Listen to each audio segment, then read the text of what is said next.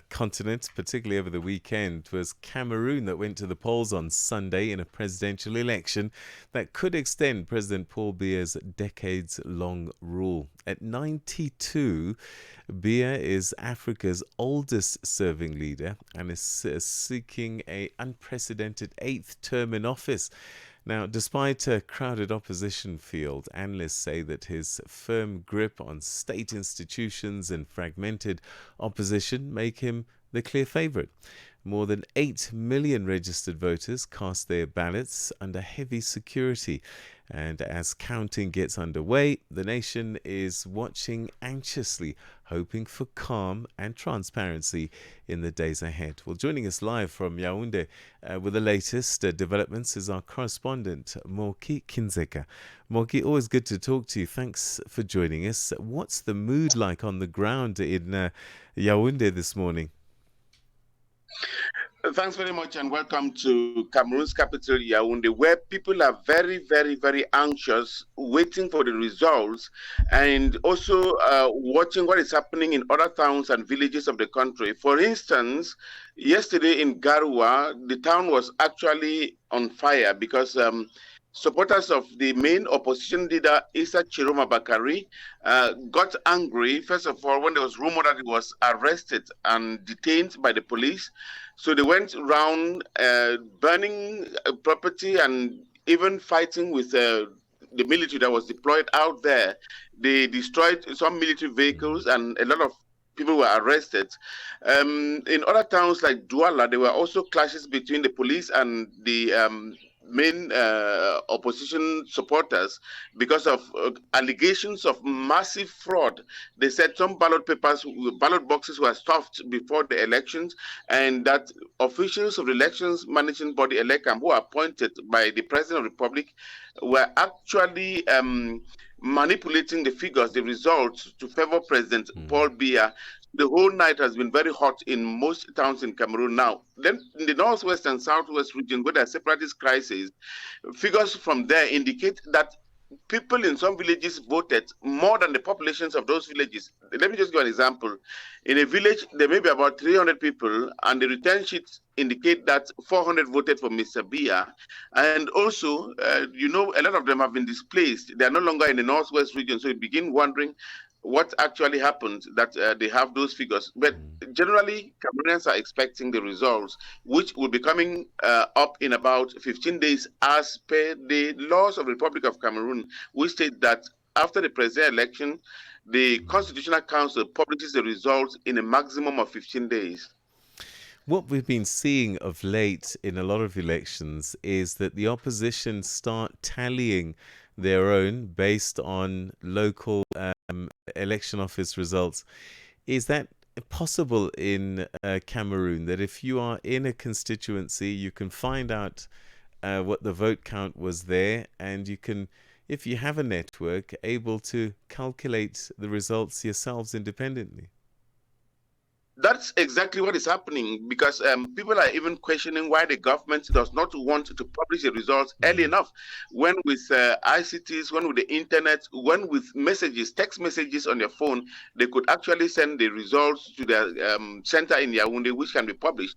So yesterday, the opposition party leaders, just like the ruling CPDM party, were having the results. They had a meeting the whole night, collecting results from the hinterlands of the country. As they're collecting their different, figures that are coming up, you will see the opposition claiming that they are winning in some places, and the government is claiming they are winning in some places, virtually because officials of ELECAM, when the results are shared, the law says if there's a conflict in the figure, the document that is authentic will be that of the elections management body, ELECAM. So the figures that the opposition candidates send to their headquarters in Yaoundé are different from those that ELECAM is sending. Then the opposition is claiming that Elecam is manipulating the figures, the numbers of voters and so on. It is possible to have the results. I want to assure you that as we speak, the headquarters of opposition parties already have about 80% of the results. Even the ruling party has about 80% of the results. The government also has about 80% of the results, because the government has representatives in the 58 divisions of Cameroon, and they were instructed to gather and send the results to their headquarters, to the capital Yaoundé, before this morning.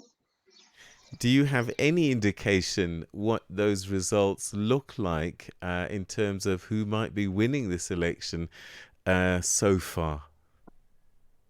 It is quite difficult to say who is winning, but by 9 p.m. last night, the results that were in were indicating that Mr. Issa Chiroma Bakari was far ahead, that he was leading far ahead in most of the polling stations throughout the country.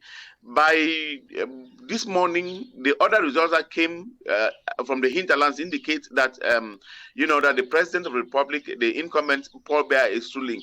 The issue is that in towns where people are educated, they can defend their votes also. That is, they stay at the polling stations, do the counting alongside the officials, and publish them. But in the villages and the hinterlands where people are not educated, where internet may be, difficult to come by, it's possible for the ruling party, what the opposition says, to manipulate those results. That's why early the results from the towns were indicating that Issa Chiroma was leading, but later in the evening, those that came from the villages, probably inflated, are indicating that Paul Biya is leading. For now, it can't be said with certainty who is leading, but Paul Biya and Issa Chiroma are far ahead. Tell us about the turnout. Do we believe that it was a high voter turnout? There was actually some enthusiasm yesterday, as per when you compare with the 2018 polls. Enthusiasm started from the level of registration. You know that in this year there were over 8 million voters. I heard you say that before. And in 2018 there were a little above 6 million. So people they are anxious to see a change. They registered, and yesterday they actually voted by 2 p.m. That is 4 hours before the close of the polls. Some polling stations had already had 100% attendance. But again, since we are still receiving the results, it's difficult to say if the attendance was more than 53% that was in 2017. But I'm really certain the media, the civil society, and the opposition parties think that participation rate should have been at least 75% as of now. Has President Biya been seen at all? We know that for long stretches in the election campaigning period, he was hardly seen, if at all. Has he been seen, or has he said anything, released a statement at all? I would have been surprised if he didn't ask that question, because that's what people want to hear. The man has been very absent. He's never seen in public life in Cameroon, but he was seen twice. He traveled to Marwa, the capital of the Far North region, to campaign, and was seen in public, where he said he's aware that the promises he made were not realized 100%, but as due to the difficult world economic situation, world economic condition, and promised that if voted, he was going to make sure that this time around he delivers. And he said he could not go to rest, knowing that Cameroonians are suffering and that he can do something to change their lives. Now, Paul Biya was supposed to again travel to Douala and to the Leke division, but he did not. No explanation was given as to why he had to travel to do the campaign, announce, and preparations were made, and he never went there. But on election day, Paul Biya was seen in public in Yaoundé at Bastos, where he went to cast his vote with his wife and his close collaborators. After that, the media was curious, anxious, and asked him, what his impressions about the ballot were. And Mr. Biya said, if the Cameroonian people give him their sovereignty, give him the victory, he is going to respect state institutions and work towards their development. That is what he said. He also said something that was surprising to a lot of people.